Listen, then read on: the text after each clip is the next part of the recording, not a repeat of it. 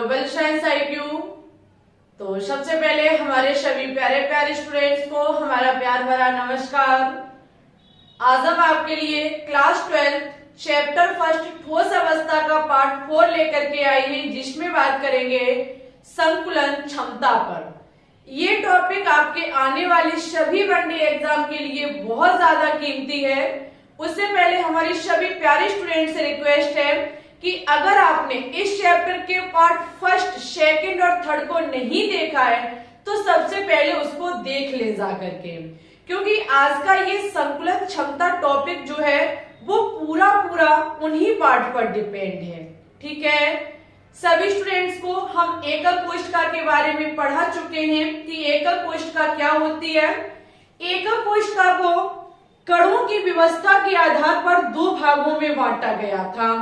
पहली थी हमारी सरल एकक कोशिका, जिसे आदि एकक कोशिका भी कहा जाता है, और दूसरी थी हमारी केंद्रित एकक कोशिका, जिसे तीन भागों में बांटा गया था। फल के केंद्रीय एकक कोशिका, और उसके बाद अंता केंद्रीय एकक कोशिका, और अनंते जिसे आधार केंद्रित एकक कोशिका भी कहा जाता है। ठीक है, इन्हीं को लेकर के आज हम चर्चा करेंगे। इनकी संकुलन क्षमता ज्ञात करनी सिखाएंगे, जहां पर तीन की निकाली जाती है। पहली है आपकी SCC यानी कि सरल एकक कोशिका, दूसरी है आपकी फलक केंद्रित एकक कोशिका यानी कि FCC, उसके बाद अंता जिसे काय केंद्रित एकक कोशिका भी कहा जाता है, जिसे आपका BCC होता है।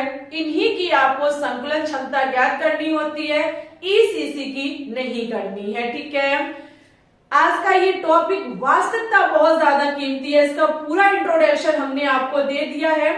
संकुलन क्षमता ज्ञात करना आप चुटकियों में सीख जाएंगे, ये वादा हमारा है। ठीक है, सभी स्टूडेंट्स कॉपी पेन को उठा लेंगे। जैसे जैसे हम चीजों को पढ़ाते चलेंगे, मेरे साथ कॉपी में नोट डाउन करते चलेंगे। ठीक है, संकुलन क्षमता जो हम ज्ञात करेंगे वो सबसे पहले ज्ञात करेंगे SCC, जिसे कहा जाता है सरल, जिसका दूसरा नाम होता है आद्य एकक कोशिका। तो थोड़ी सी हम इसके बारे में जानकारी रखेंगे आप लोगों के पास, और उसके बाद हम संकुलन क्षमता पर चलेंगे। ठीक है, क्योंकि संकुलन क्षमता तभी समझ में आएगा जब हम आपको SCC की जानकारी देंगे। हेडिंग लगाइए सभी स्टूडेंट्स, सरल जिसे कहा जाता है आद्य एकक कोशिका। एकक कोशिका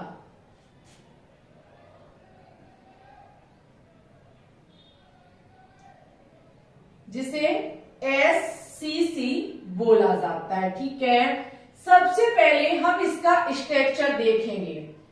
इसका स्ट्रक्चर सभी को पता है कि ये हमारी घन की आकृति का होता है। एकक कोशिका घन की आकृति की होती है। ठीक है, ये रही हमारी एकक कोशिका। नए तरीके से हमने बना दी है।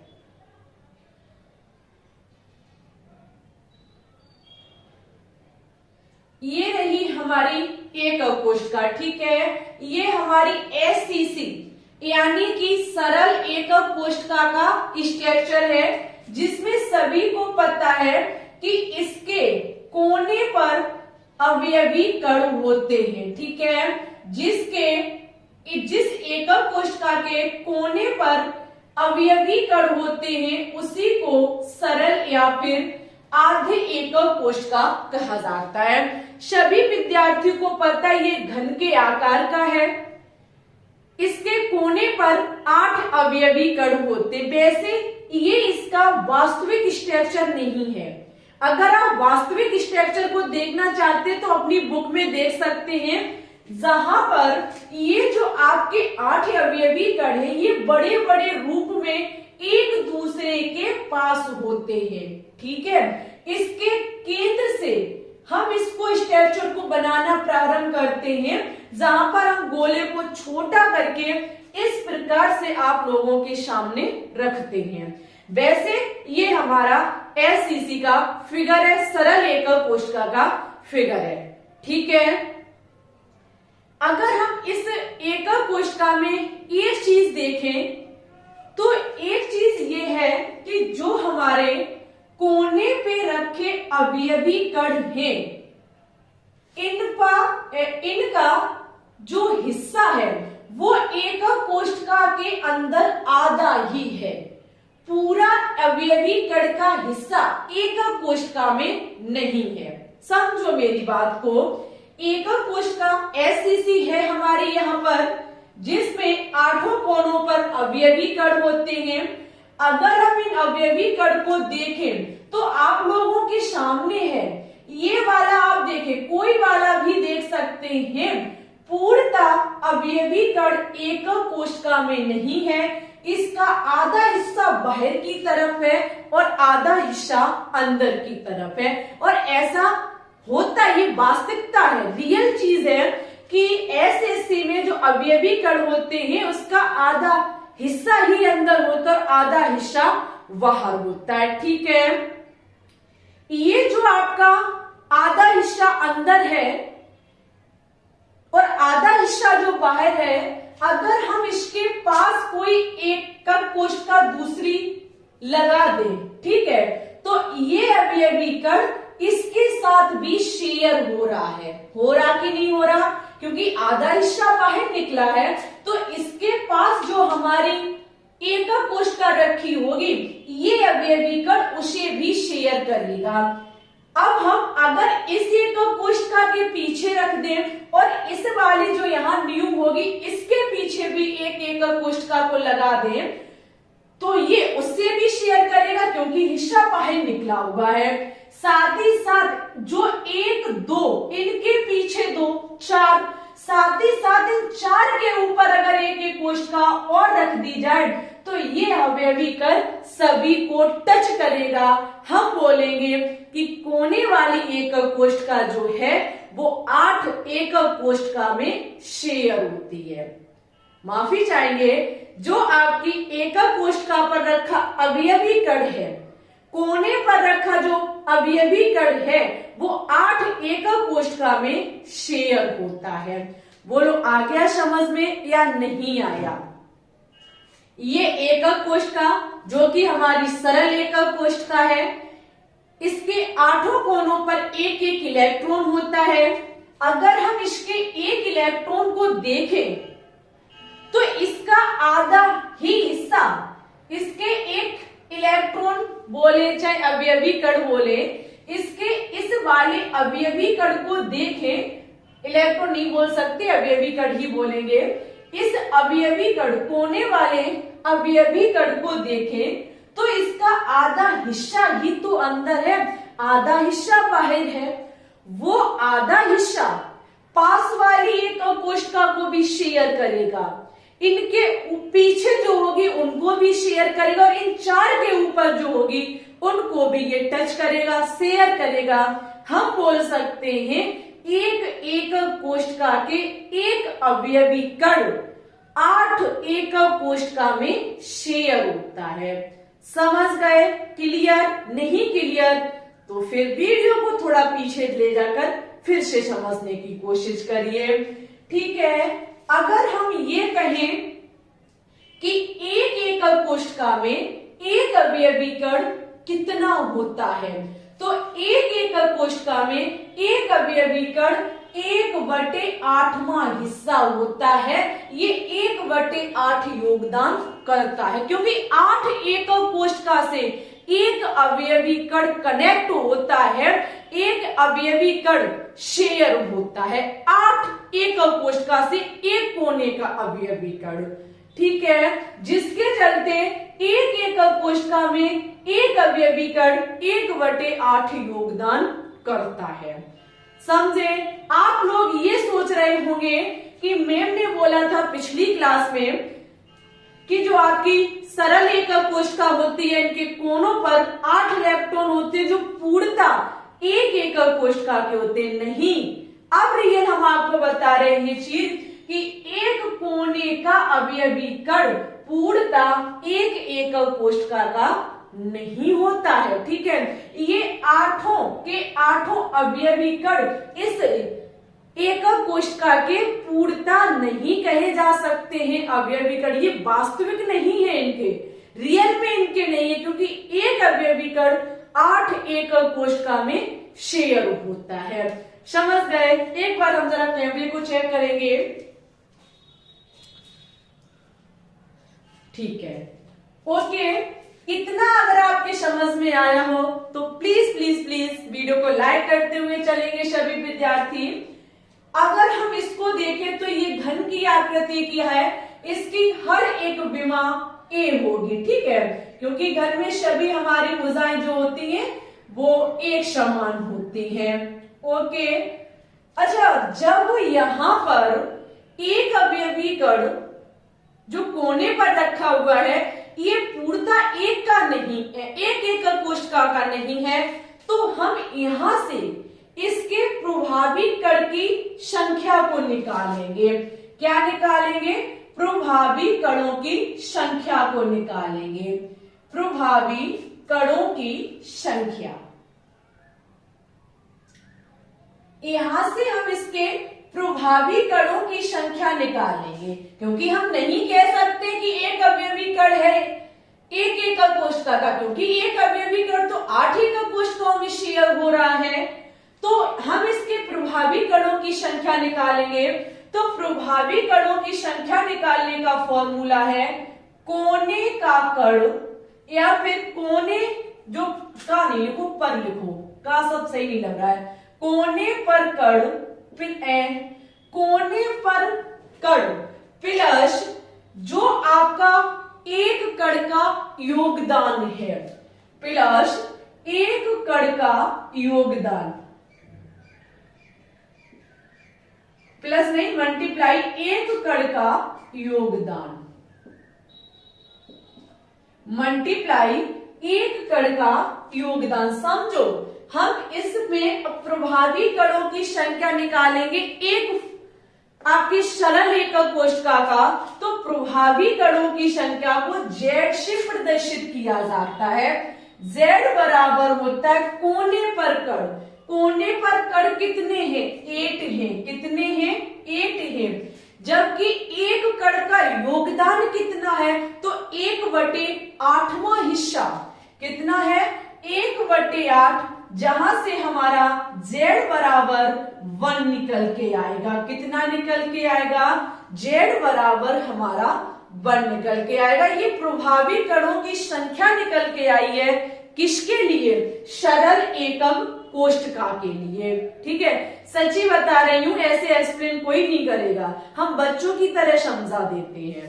एक बच्चा भी इस चीज को समझ सकता है।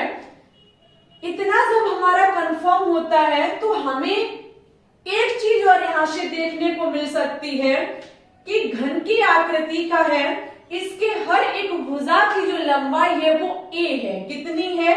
a है। ठीक है, एक अवयवी कण जो है वो आधा हिस्सा बाहर है, आधा हिस्सा अंदर है।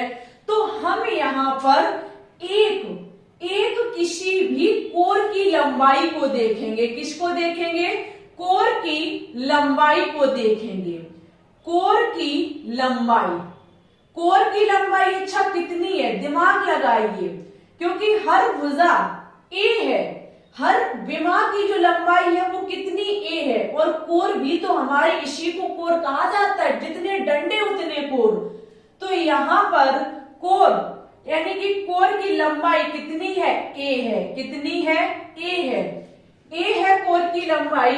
एक कोर पर 2 हमारे अवयवी कण है, वो भी आधे आधे। कैसे हैं? आधे आधे। एक अवयवी कण की जो त्रिज्या है वो r है, और दूसरे अवयवी कण की भी त्रिज्या r है, जिससे एक कोर की लंबाई a बराबर हमारा 2r हो जाएगा, क्योंकि एक कोर पर 2 हमारे अवयवी कण है, जिनमें एक अवयवी कण की r त्रिज्या है। ठीक है, ये हमने निकाली कोर की लंबाई और प्रभावी कणों की संख्या।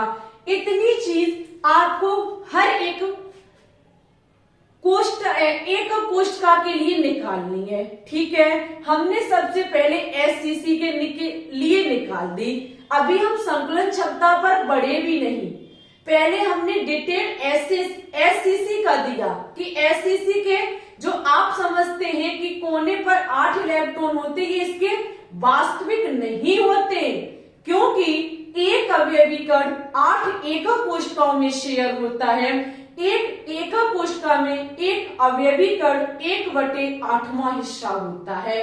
इट्स ओके हमारे प्रिय स्टूडेंट्स।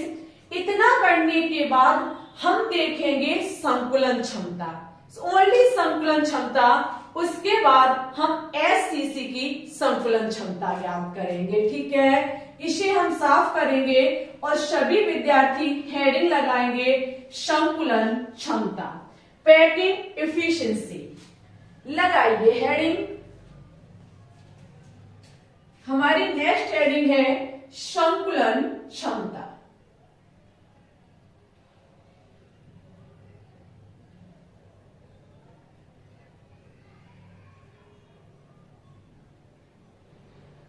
देखो, संकुलन क्षमता की जो भी परिभाषा है, जो भी डेफिनेशन है, वो हम टेलीग्राम पर सेंड कर देंगे, या लिखेंगे नहीं, आपको समझा देंगे, और जो परिभाषा है वो हम टेलीग्राम पर भेज देंगे।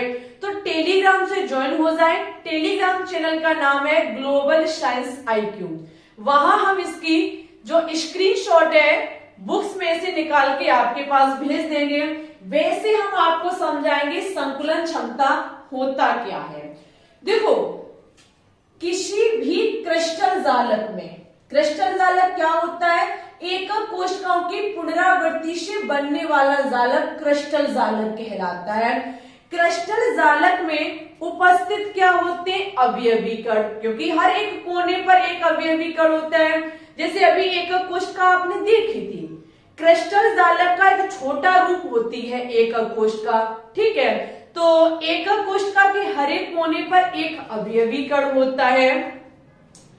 तो अगर हम क्रिस्टल जालक की बात करें, क्रिस्टल जालक में उपस्थित अवयवी कण जालक में कुल आयतन का जितना स्थान घेरते हैं उसे ही क्रिस्टल जालक की संकुलन क्षमता कहते हैं।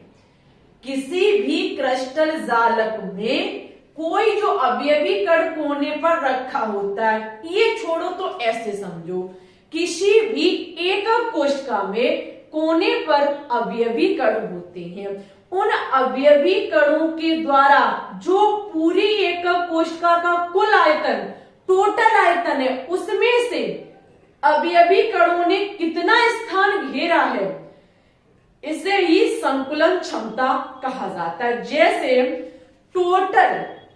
टोटल अंकों में से बच्चे ने कितना प्राप्त किया, यही हमारा होता है रिजल्ट। वैसे ही टोटल एकक कोशिका का जो आयतन है उसमें से अवयवी कणों ने कितना आयतन लिया है, आयतन का मतलब घेरा गया स्थान, उसे ही संकुलन क्षमता कहा जाता है। ठीक है, तो संकुलन क्षमता का फॉर्मूला देखेंगे हम, परसेंटेज में हम संकुलन क्षमता देखेंगे। तो यहां लिखेंगे परसेंटेज, इसका संकुलन क्षमता को पैकिंग एफिशिएंसी कहा जाता है, तो हम लिखेंगे PE बराबर। ठीक है, परसेंटेज यानी कि प्रतिशत में हम संकुलन क्षमता देखते हैं, तो इसका फॉर्मूला होता है एक, पहले हम बटे में क्या लिखेंगे? एकक कोशिका का कुल आयतन। क्या लिखेंगे? एकक कोशिका का कुल आयतन। लिखिए, एकक कोशिका का कुल आयतन।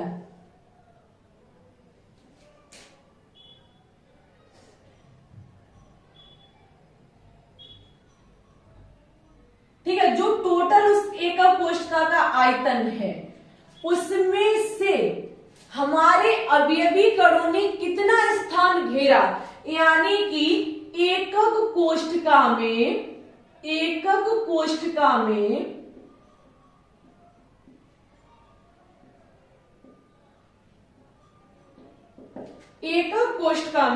कणों का आयतन। आयतन का मतलब होता है घेरा गया स्थान। कणों ने कितना स्थान घेरा कुल आयतन में से, इनटू में हम 100 कर देंगे। ठीक है, क्योंकि रिजल्ट को निकालने का भी यही तरीका होता है। ऊपर बच्चे ने प्राप्त कितने किए, वटे में कितने का हमारा पूरा पेपर था पूर्णांक, और यहाँ 100 करते हैं। वैसे ही हम संकुलन क्षमता को ज्ञात करते हैं कि एकक कोशिका का कुल आयतन कितना, एकक कोशिका है कितने आयतन की, ठीक है, और उसमें से जो कोने पे रखे अवयवी कण हैं उन्होंने कितना स्थान घेरा, इनटू 100। अच्छा, रियल हमारे कण होते नहीं है, क्योंकि एक एकक कोशिका के एक कोने पर रखा अवयवी कण उसका वास्तविक नहीं होता, क्योंकि वो अवयवी कण 8 एकक कोशिकाओं में शेयर होता है। तो एकक कोशिका में कणों के आयतन बराबर यहाँ चेंज हो जाएगा, जो कि होगा प्रभावी कणों की संख्या। क्या होगी, हम इसमें देखेंगे इसके प्रभावी कणों की संख्या। प्रभावी कणों की संख्या इनटू एक कण का आयतन। किसका, एक कण का आयतन। एक कण का आयतन वटे में एकक कोशिका का कुल आयतन। एकक कोशिका का कुल आयतन।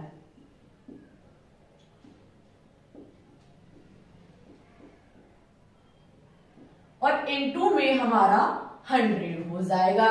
ओके, हमें जहां तक बिलीव है वहां तक इतना तो है कि आप लोगों के क्लियर समझ में आ रहा होगा। संकुलन क्षमता कुल घेरा गया, कुल स्थान कितना, कितना कणों के द्वारा घेरा गया है।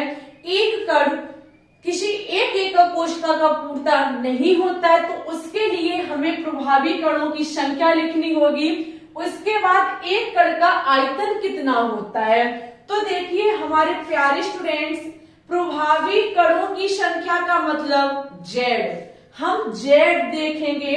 और एक कण का आयतन, एक हमारा जो कण है इसकी त्रिज्या जब r है तो इसके लिए इसका आयतन जो होगा वो 4/3 पाई r क्यूब होगा। ठीक है, वटे में एकक कोशिका, एकक कोशिका की नहीं, एकक कोशिका हमारी घन के रूप में है, जिसकी हर एक भुजा की लंबाई a है, जिसके चलते इसका जो कुल आयतन होगा, जो इसका आयतन होगा वो a क्यूब होगा। ठीक है, इनटू में हम 100 कर देंगे।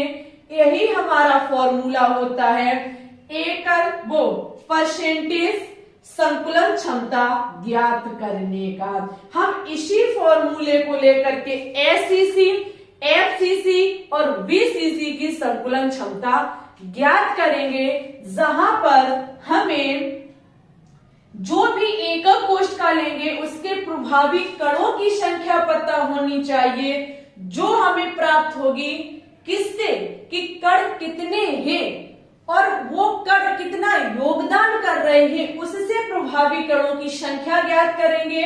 और हमारा हमें पता होना चाहिए ए क्यूब, आयतन कितना है, टोटल आयतन हमें पता है कि एकक कोशिका घन के आकार की होती है, जिसकी तीनों भुजाएं बराबर होती हैं। तो हमें ये चीज पता होनी चाहिए और हम प्रत्येक संकुलन क्षमता को ज्ञात कर सकते हैं। ठीक है, सच्ची सच्ची बताना चीजें कितनी क्लियर हुई। अगर क्लियर हुई तो इसके लीजिए स्क्रीनशॉट। अब हम क्या काम करेंगे, पुनः वापस आएंगे एससीसी पर, क्योंकि अभी हमने एससीसी की जानकारी दी थी आपको, एससीसी का संकुलन रूप नहीं दिखाया, एससीसी की संकुलन क्षमता ज्ञात नहीं की थी। तो अब हम जब फॉर्मूले को देख चुके हैं तो अब हम इसकी निकालेंगे संकुलन क्षमता। ठीक है, लीजिए फटाफट इसकी स्क्रीनशॉट।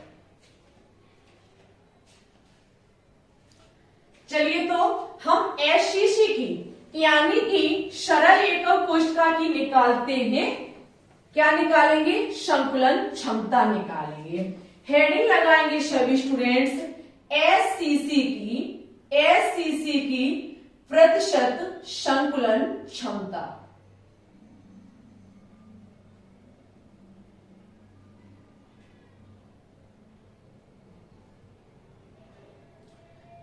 एससीसी की परसेंटेज संकुलन क्षमता। एससीसी में आपने प्रभावी कणों की संख्या निकाल ली थी। बैक पेज पर जाइए आप, जहां आपने नोट्स बनाए अभी अभी, वहां पर प्रभावी कणों की संख्या हम निकाल चुके थे। प्रभावी कण की संख्या Z बराबर कितना निकला था?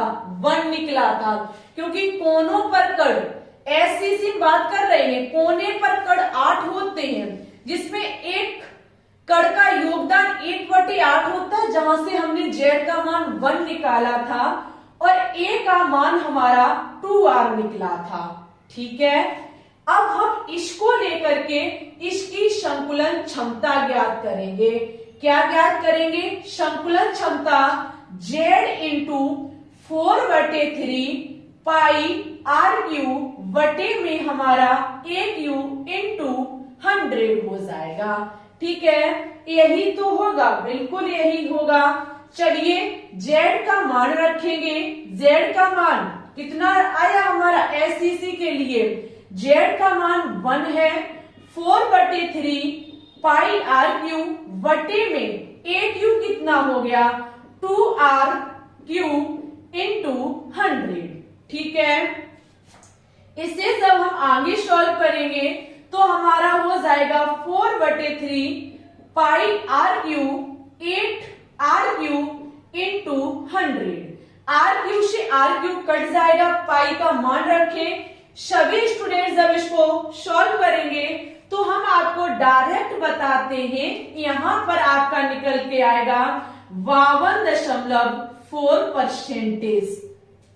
संकुलन क्षमता एससीसी के लिए निकाली। संकुलन क्षमता का मतलब होता है अवयवी कणों के द्वारा घेरा गया स्थान, यानी कि जो आपका अवयवी कण है उसके द्वारा एससीसी में इतना स्थान घेरा जाता है, यानी कि इतना भाग भरा होता है। इतना भाग भरा होता है किसमें? एससीसी में, क्योंकि एससीसी की ये संकुलन क्षमता निकल के आई है और संकुलन क्षमता का मतलब होता है अवयवी कणों के द्वारा घेरा गया कुल स्थान।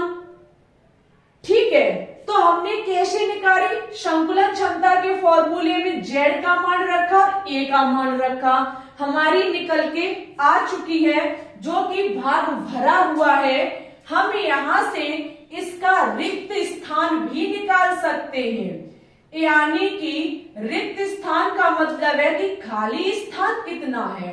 तो ये निकल के किस में आई? परसेंटेज में। तो 100 में से हम 52.4 को माइनस करेंगे तो हमारा कितना निकल के आएगा?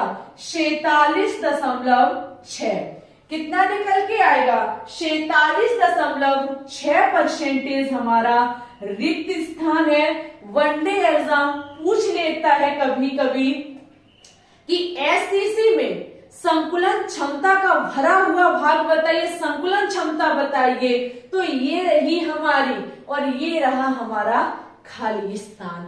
ये होता है एससीसी की परसेंटेज संकुलन क्षमता। हमने अपनी तरफ से पूर्णतः समझाने की कोशिश की आपको। पहले हमने आपको इसलिए ही तो सबसे पहले एससीसी बता दिया था, सरल एकक कोशिका के बारे में पूरी जानकारी दे दी थी। ठीक है, अब जब हमने एससीसी की संकुलन क्षमता चेक कर ली है तो अब हम किसकी देखेंगे? अब हम देखेंगे एफसीसी की, यानी कि फल्क केंद्रित एकक कोशिका की। अब हम देखेंगे संकुलन क्षमता। ठीक है, संकुलन क्षमता जो हम देखने जा रहे हैं वो फल्क केंद्रीय एकक कोशिका यानी कि एफसीसी की देखने जा रहे हैं। अच्छा, एफसीसी की एकक कोशिका के बारे में सबसे पहले हम आपको बताएंगे। आपकी जो फल्क एकक कोशिका होती है इसमें क्या होता है? आपके सभी कोनों पर एक एक इलेक्ट्रॉन होता है। सभी कोनों पर एक एक इलेक्ट्रॉन होता है। ध्यान से समझना मेरी बात को। ये हमारा फल्क एकक कोष्ठ का है, जिसमें 8 कोनों पर एक एक इलेक्ट्रॉन, वो एक एक अवयवी कण होता है, और इसके हर एक फल्क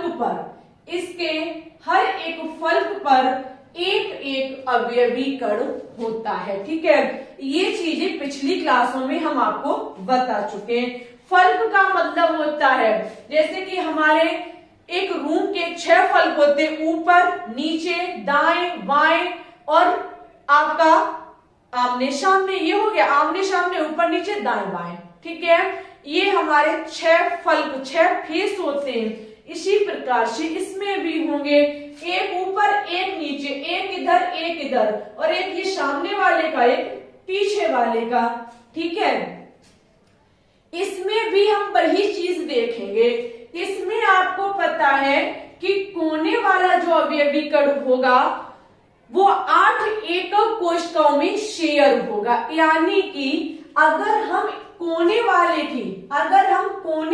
के लिए क्या काम करें, अगर हम कोने वाले के लिए प्रभावी कणों की संख्या देखें, तो आपको पता है कि प्रभावी कणों की संख्या का मतलब है एकक कोशिका में टोटल कितने अवयवी कण हैं, 8 हैं। एक अवयवी कण 8 एकक कोशिकाओं में शेयर होता है, जिसके चलते एक एकक कोशिका में एक अवयवी कण का 1/8वां हिस्सा योगदान होता है। तो यहाँ पर इसका प्रभावी जो कणों की संख्या निकल के आएगी वो 1 निकल के आएगी। लेकिन यहाँ पर फल्क में भी एक अवयवी कण है, हर एक फल्क में भी एक अवयवी कण है। तो हमारे प्यारे स्टूडेंट्स, जब हम फल्क के केंद्र पर उपस्थित है, हर एक फल्क के, तो यहाँ पर जब हम फल्क के लिए, ये हमारा था कोने के लिए, ठीक है, कोने के अवयवी कण के लिए, अब हम फल्क के लिए देखेंगे तो टोटल फल्क में अवयवी कण कितने हैं, 6, क्योंकि हम प्रभावी कणों की संख्या निकालते टोटल करके और कितना योगदान कर रहा है।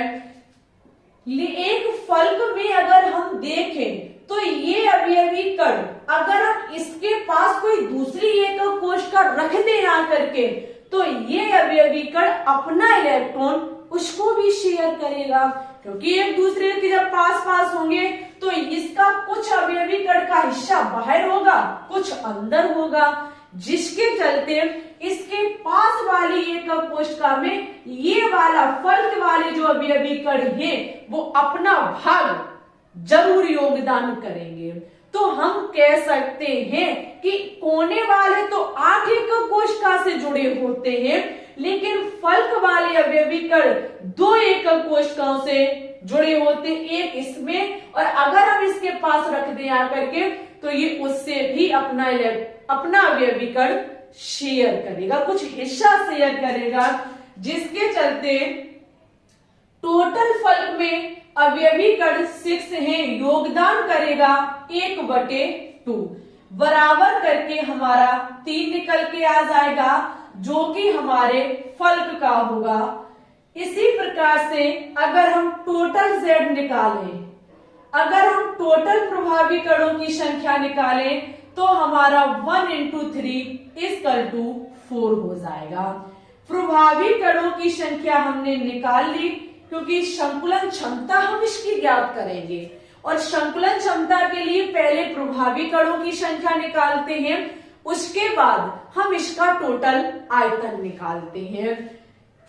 अगर हम इस अवयवी कण को देखें, अगर हम इस एकक कोशिका को देखें, तो आपको पता है कि इसकी ये वाली विमा भी A है, ये वाली भी A है, और ये वाली भी A है, ठीक है। लेकिन ये तो हमने कोने कोने वाले कणों की ज्ञात कर ली, लेकिन इसके फल्क में भी तो एक अवयवी कण है। अगर हम इसके फिगर को बनाना चाहें, एक फल्क माना कि A, B और C, ये वाला हम फल्क लेते हैं, ठीक है, माना कि हमने ये वाला फल्क ले लिया, इसी प्रकार से तो है। एक ये रहा, एक ये, और इसके केंद्र पर एक अवयवी कण ये रहा। ठीक है, ये ए है, ये बी है, ये सी है। हम ये तो पता है मुझे इन भुजाओं की जो लंबाई है वो ए है, लेकिन इसकी लंबाई भी तो हमें चाहिए क्योंकि फल्क में भी अवयवी कण है। तो इसके लिए हमको एक प्रमेय लगानी होती है जो कि है हमारी पाइथागोरस प्रमेय। तो यहां पर सभी स्टूडेंट्स क्या काम करेंगे, पाइथागोरस प्रमेय के अनुसार देखेंगे। पाइथागोरस प्रमेय के अनुसार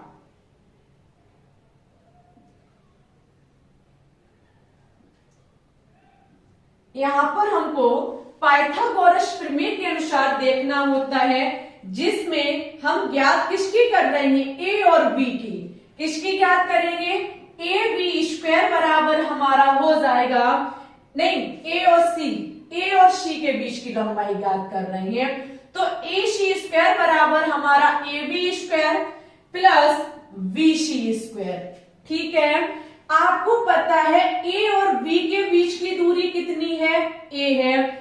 बी और सी के बीच की दूरी कितनी है, ए है। तो हमारा ए सी स्क्वायर ए स्क्वायर प्लस ए स्क्वायर हो जाएगा। ठीक है, यहां हमारा ए सी स्क्वायर 2a स्क्वायर हो जाएगा। कितना हो जाएगा, 2a स्क्वायर हो जाएगा। ये इस पर ac बराबर √2a स्क्वायर हो जाएगा। ठीक है, जिसके चलते ac बराबर ये इससे कट करके 2√2a हो जाएगा। ठीक है, ये हमारी AC की लंबाई निकल के आ गई। AC की लंबाई कितनी निकल के आई, √2a। लेकिन इसमें अभी हमें a चाहिए। दूसरी तरीके से अगर हम देखें तो हमारे प्यारे स्टूडेंट्स, ये हमारा फर्स्ट तरीका। दूसरे तरीके से हम देखें a और c के बीच की त्रिज्या, तो इस वाले अवयवी कण की त्रिज्या कितनी होगी, r, क्योंकि आधा हिस्सा ही तो अवयवी कण का है। इस वाले अवयवी कण जो कि पूरा ही हमारा फल्क में है, अभी इसमें देखा जाए तो ये केंद्र पर पूरा है। ठीक है, तो ये इसकी त्रिज्या r होती है, इसकी हमारी 2r और इसकी हमारी r मिला के कितनी हो गई, 4r। कितनी हो गई, 4r हो गई। AC बराबर हमारा √2a और AC बराबर 4r। हम चाहे तो इसे समीकरण फर्स्ट मान लें, इसे समीकरण 2 मान लें और दोनों को बराबर पर रख दें, तो हमारा हो जाएगा √2a बराबर 4r, क्योंकि AC बराबर ही हमारे। तो यहां से a बराबर 4/√2r निकल के आ जाएगा। कितना निकल के आ जाएगा, √2r निकल के आ जाएगा। a बराबर हम इसको 2 × 2 √2 × r लिख सकते हैं। ये √2 से कट करके हमारा a बराबर 2√2r निकल के आ जाएगा। ये है हमारा r का मान, वो सॉरी a का मान। कैसे निकाला, a b c इनकी तो भुजाएं हमें पता थी, लेकिन a से c तक की भी तो हमें पता होनी चाहिए, क्योंकि इसके बीच भी एक अवयवी कण है, फल्क वाला भी तो अवयवी कण हमको लेना होगा। तो इसके लिए हम क्या काम करते हैं, पाइथागोरस प्रमेय का यूज करते हैं और ऐसे करके हम a का मान निकाल लेते हैं। अब हमें z भी पता चल गया जो 4 है, और a का मान भी पता चल गया। ठीक है, ये हमारी FCC के बारे में जानकारी थी। अब हम FCC की निकालेंगे संकुलन क्षमता। लीजिए इसका स्क्रीनशॉट।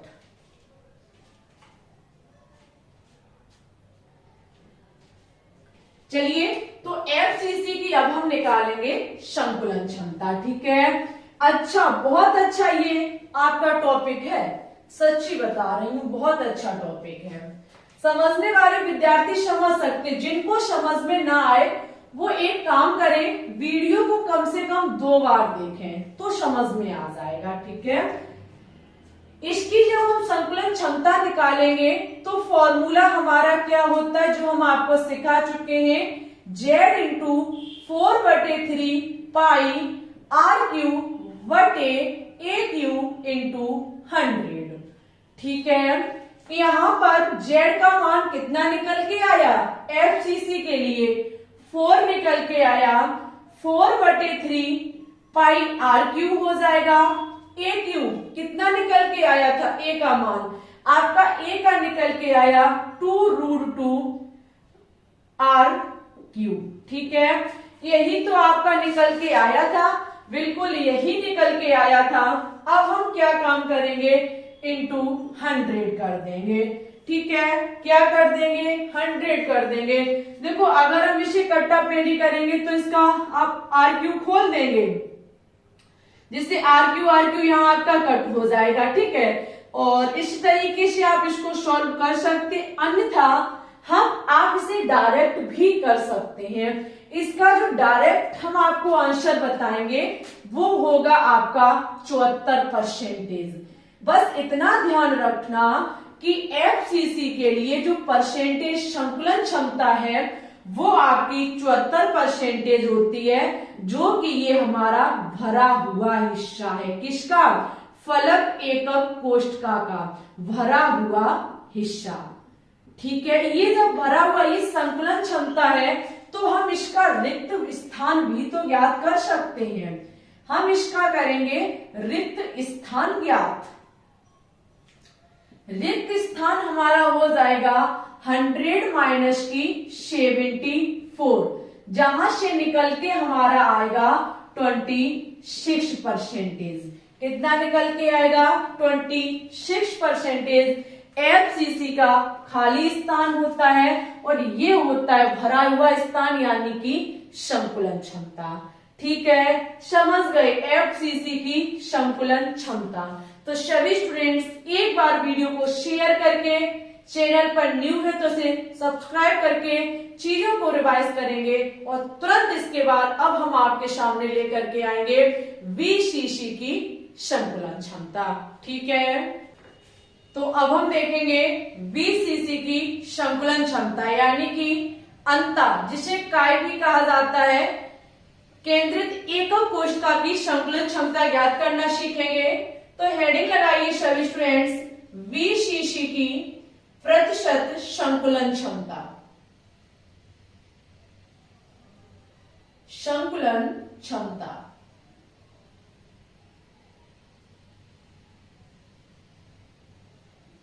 सबसे पहले हम क्या काम करेंगे, VCC का अंता केंद्रित एकक कोशिका का स्ट्रक्चर देखेंगे। ठीक है, क्योंकि जब तक इसको नहीं समझेंगे तब तक हम Z और A कहां से लाएंगे।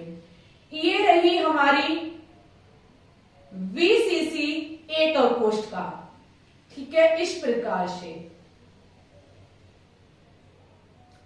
जिसमें सभी स्टूडेंट्स को पता है कि इसके 8 कोनों पर अवयवी कण होते हैं, 8 कोनों पर अवयवी कण होते हैं, और एक अवयवी कण इसके केंद्र पर होता है। ठीक है, और एक अवयवी कण इसके केंद्र पर होता है। ओके, सबसे पहले हम यहां से इसके प्रभावी कणों की संख्या देखेंगे। कैसे देखेंगे, एक चीज कंफर्म हो चुकी है कि जो हमारे कोने पर अवयवी कण हैं उनके लिए जब हम प्रभावी कणों की संख्या Z ज्ञात करने जाते हैं तो टोटल एकक कोशिका में प्रभावी कण 8 हैं, और एक एकक कोशिका का जो योगदान है वो 1/8 है, जिसके चलते Z का मान 1 निकल के आएगा। ठीक है, जबकि जो आपका केंद्र पर अवयवी कण है उसके लिए अगर हम एकक कोशिका, उसके लिए अगर हम प्रभावी कण की संख्या को निकालना चाहें तो केंद्र वाला अवयवी कण जो है वो किसी भी अदर एकक कोशिका में अपने अवयवी कण को शेयर नहीं करेगा, क्योंकि वो बीच में है, केंद्र पर है, उससे कोई कैसे टच कर सकता है। तो इस वाले जो आपका केंद्र वाला अवयवी कण है इसकी कोने पर भी कि आपका पूरी एकम कोशिका में जो केंद्र पर एक अवयवी कण है वो एक है और ये योगदान सिर्फ एक में ही करता है। जिस एकम कोशिका का है सिर्फ उसी को योगदान करता है, जहां से हमारा 1 निकल के आएगा। टोटल अवयवी कण, टोटल प्रभावी कणों की जो संख्या होगी वो 1 + 1 यानी कि हमारे 2 हो जाएगी। ठीक है, ये है प्रभावी Z की संख्या। अब हम A और R के बीच का रिलेशन देखेंगे।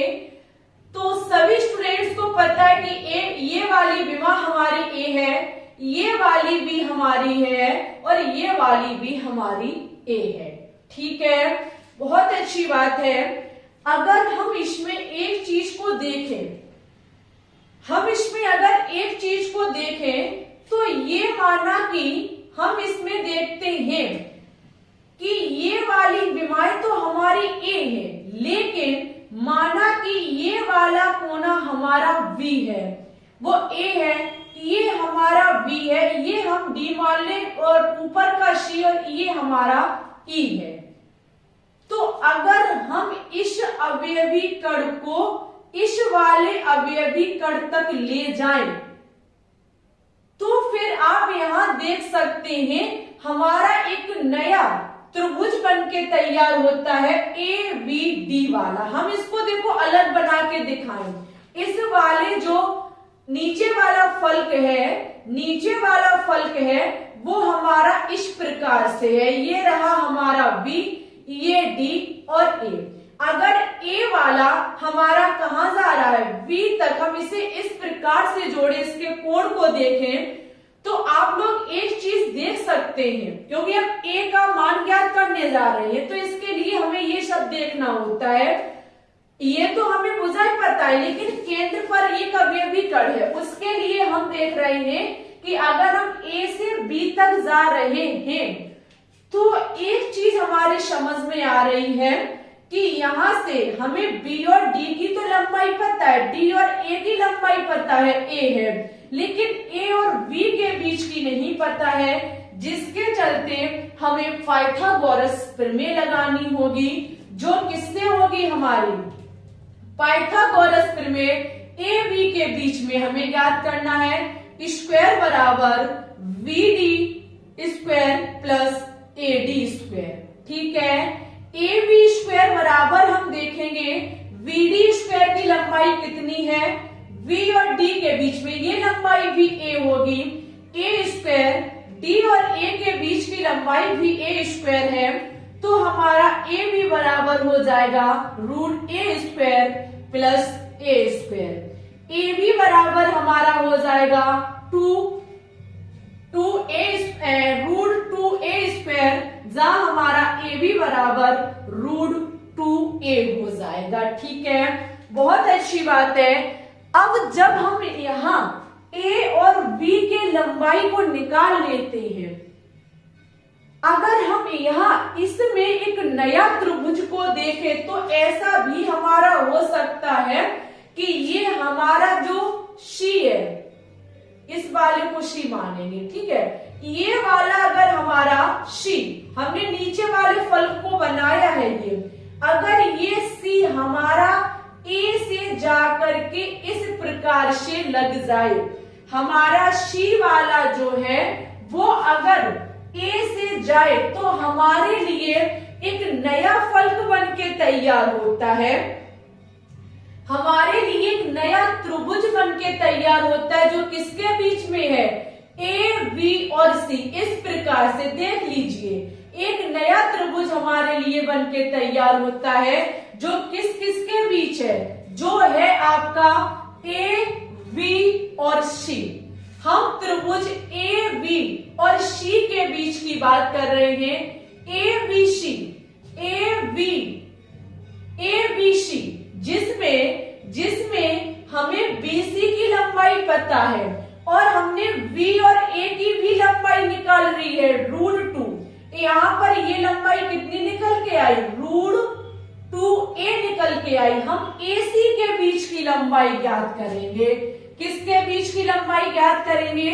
AC के बीच की लंबाई ज्ञात करेंगे पाइथागोरस प्रमेय के अनुसार, तो हमारा हो जाएगा VC square plus VA square, VA square चाहे हम AB स्क्वायर कर लें, तो हमारा VC स्क्वायर, इनके बीच की ये लंबाई कितनी है, A स्क्वायर है, AB के बीच की लंबाई हमने ज्ञात कर ली है जो कि हमारी रूट A है, ठीक है, ये स्क्वायर हो जाएगा, जहां से हम इसको ज्ञात करेंगे AC बराबर root A square plus root 2A square, ठीक है, हमारा हो जाएगा AC बराबर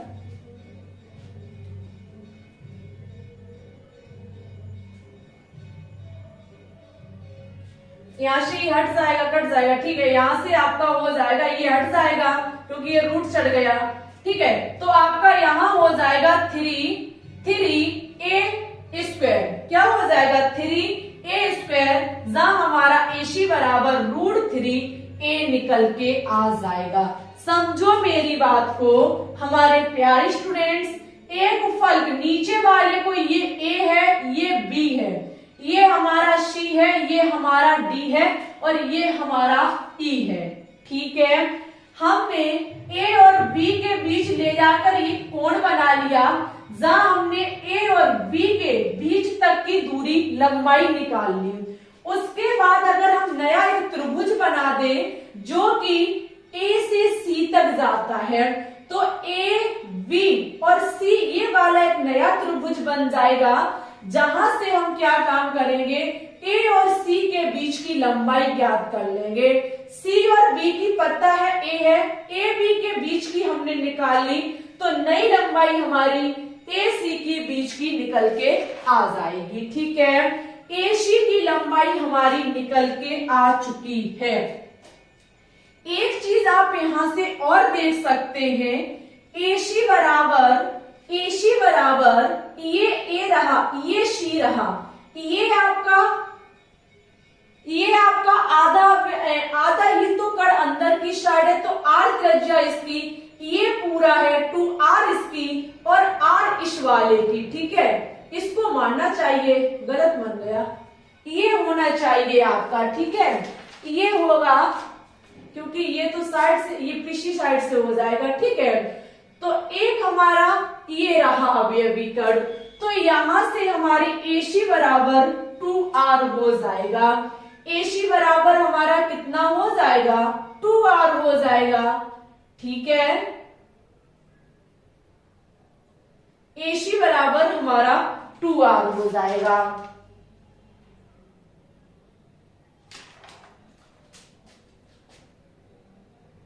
इस प्रकार से, ठीक है, एक सेकंड बना दो इसको सही से, ये राशि इस प्रकार से हमारा यहां जाएगा, ये 3 गोलों को टच करता हुआ, तो फिर हमारा 2R हो जाएगा, AC बराबर रूट 3A और AC बराबर 4R रखने पर हमारा जब ये बराबर पे रखेंगे तो रूट 3A बराबर 4R हो जाएगा, जहां से A बराबर 4R बटे रूट 3 हमारा A निकल के आ जाएगा, ठीक है, ये रहा हमारा A और ये रहा हमारा Z, A भी पता चल गया, Z भी पता चल गया, इन्हीं को रख करके हम BC की संकुलन क्षमता ज्ञात कर लेंगे। क्या काम करेंगे, अब हम BC की संकुलन क्षमता ज्ञात कर लेंगे। अब तो आसान है भाई, कुछ नहीं करना है, BC की संकलन क्षमता के लिए फॉर्मूला लगाएंगे हम, वही फॉर्मूला Z इंटू 4/3 पाई R³ बटे में AQ इंटू 100।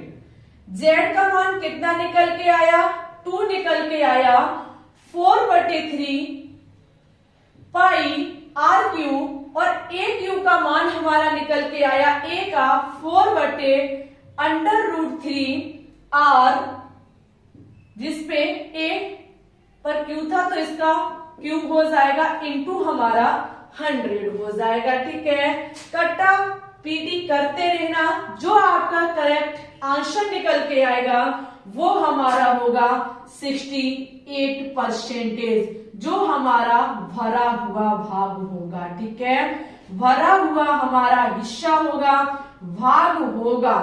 यहाँ पर जो हमारी 20 सीसी की संकुलन क्षमता निकल के आई वो 68% निकल के आई। कितनी निकल के आई? 68% निकल के आई। अगर हम इसका रिक्त स्थान देखें, किसका? 20 सीसी का, ये तो अवयवी कणों के द्वारा 68% हिस्सा घेर लिया जाता है 20 सीसी में, और यहां से 100 माइनस 68 को अगर हम कर दें तो हमारा 32% भाग इसमें खाली होता है। ठीक है, जो निकल के आती है वो इतना अवयवी कणों के द्वारा घेरा हुआ स्थान होता है एकक कोशिका में, और जो बाद में हम निकालते हैं 100 करके, ये इतना शेष खाली स्थान होता है। वनडे एग्जाम भरपूर तरीके से एकक कोशिका के ये तीनों ही एससीसी, एफसीसी और बीसीसी संकुलन क्षमता के बारे में पूछता है। आप लोगों को कितना समझ में आया या नहीं आया कमेंट बॉक्स में कमेंट करके जरूर बताएंगे। ठीक है, हमने अपनी तरफ से 100% देने की कोशिश की है। हर एक वो पॉइंट हमने यहाँ समझाया जो शायद वनडे एग्जाम आपसे पूछता है। ठीक है, कल की क्लास में आपको इससे संबंधित घनत्व के बारे में बताया जाएगा, घनत्व से बनने वाले न्यूमेरिकल सॉल्व करवाए जाएंगे। आज शाम 3 बजे आपके ऑर्गेनिक केमिस्ट्री के रिवीजन क्वेश्चंस और प्लस में डाउट सेक्शन भी चलाया जाएगा। ठीक है, जिन स्टूडेंट्स को कोई डाउट है केमिस्ट्री में तो उससे संबंधित भी आज शाम 3 बजे हम क्लास चलाएंगे। सभी विद्यार्थी शाम 3 बजे लाइव स्ट्रीम में जरूर जुड़े, क्योंकि बहुत ही कीमती क्लास सभी विद्यार्थियों के लिए होने वाली है।